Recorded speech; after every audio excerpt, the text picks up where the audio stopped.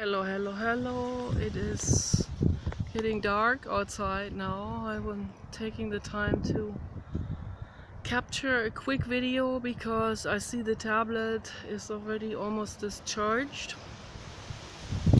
I just cried for 2 hours and it was heavy and it was very, very deep, and I'm taking Sandy with me into the garden here. I'm at this other house, and there are the apples.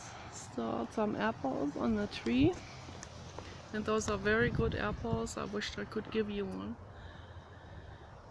And I've just been earlier today, I sat in meditation for about 2 to 3 hours with rocks in my hands, holding ocean rocks and rocks from Virgin Valley and rocks I found at this house, and one petrified rock that we got. I bought that one in the petrified forest in the desert. So, and it's a beautiful piece. I absolutely love it, and it always connects me back to my past, because that's what petrified wood is all about. It's about the Jurassic and before, all of these layers of millions and millions of years into the past, layers upon layers upon layers of petrification. I don't know if that's the right word. Petrifying of crystallizing of any kind of organic material that becomes trapped, becomes crystallized, substituted with crystal elements, with minerals, mineralized, and then turned into stone, literally turned into stone. It's like the Medusa turning into stone, turning people into stone. So, but my Medusa didn't come up today. Just infinite and deep sadness came up and sat in my room, and I felt it, and it felt devastating. It felt scary. I thought, oh boy, I don't want to sink any deeper than that. I can't handle it. I couldn't handle it. And the feeling is, first it starts out with, I have OCD. I have avoidance mechanisms. I avoid getting into touch with humans, human particles. And it's very painful. I know that there are people out there that can relate to me. So, Sandy, you mentioned something like this before, and you talked to me also about avoiding social contacts and stuff like this. And I so 100% understand it. And all of this is often not even directly connected to the person we are avoiding or the persons we avoid. It all goes straight back to the past and childhood, where the mother was not there for us.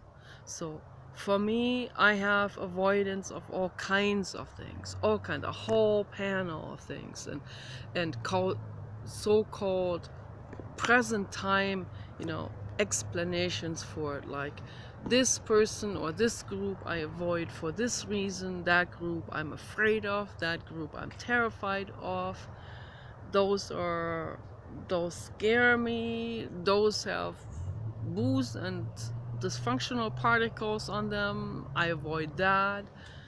And then the real painful and also embarrassing avoidance that I have is about certain items that we brought with us from Marina del Rey, Los Angeles area, where Paul and I met and where we lived together in his house for many years and then sold the house, and he brought stuff with him, you know, memorabilia, you know, like things he just can't let go of. And for me it's like,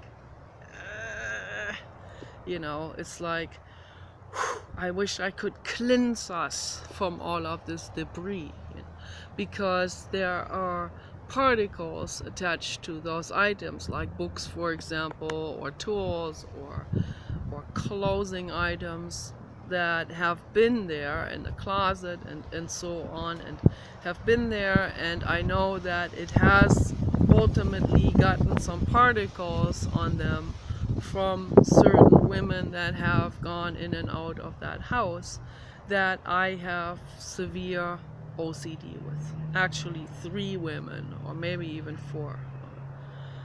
And I've OCD with them, and this is very hard to talk about. I've OCD with them because I have jealousy. I am jealous of them.